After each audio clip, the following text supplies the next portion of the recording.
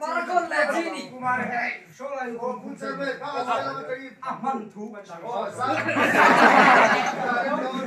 ăn pani pani tu halo Lalu mana dia mau? Kacung kali siapa orang itu nama ai thei. Tu lain siapa kan masang mulai kan kau cuak sak. Net azut lah ya. Saya tiba kare. Oh. Kusura manusia masang.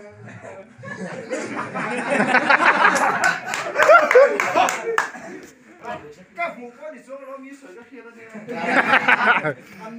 Anh nuốt gạo làm giống quân nha. Dài là căng thẳng thề đấy tụi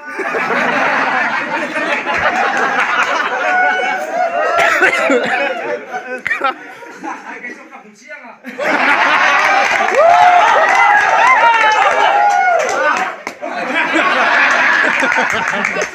Cặp chiêng à thì sao thế cô?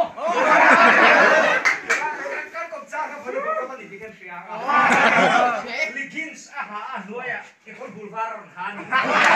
Thì chúng em mình aset tiền các chúng ta tahu loh. Aset này thì aset nào zoom up là gì hiện. Xong quỷ chuột. Siêm tay rồi sao? Sao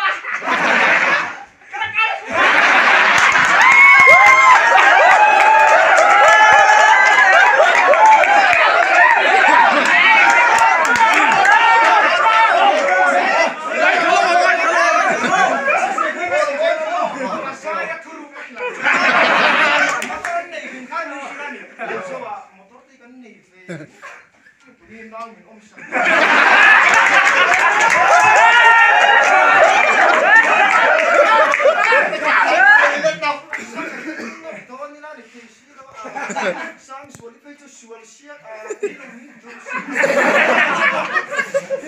anh nói cái cái đâu chui ít thì rồi nhiều mà mua chín chiếc sợi đòn. Mua ba cái sợi rồi bằng. Mua chín chiếc. Lúc khát to. Nhưng mà lâu ai đi, có mà tiền nên cần tí lại là ạ. Cần lúc tí à, đây đâu anh nuôi hàng xưa. Nôm bông ha rồng khai khát ta thì đâu nè. Sao mà nôm bông đi nó khát về nè. Ô.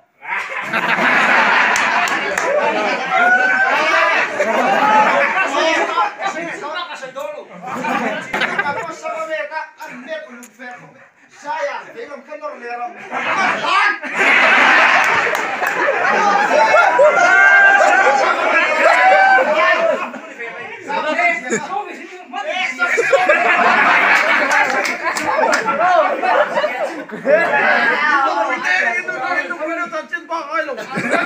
Anh cũng có nó zoom không được.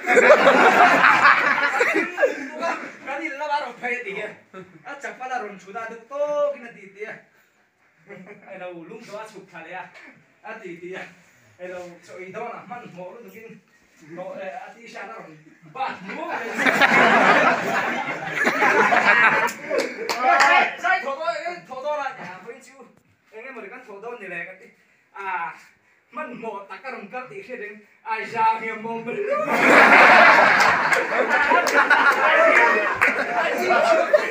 ai ra hiểm mong mình mất tất cả bắt thôi mày đi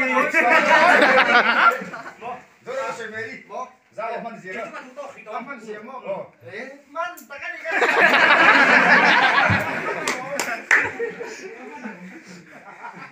Còn mà ba ngày tôi hạt tụ mèo rồi.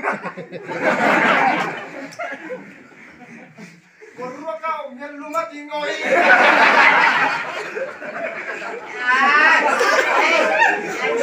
Kung sakatan ka kung ginagiti niya. Aron kaya kan veng pahisyan parawaran kong dag.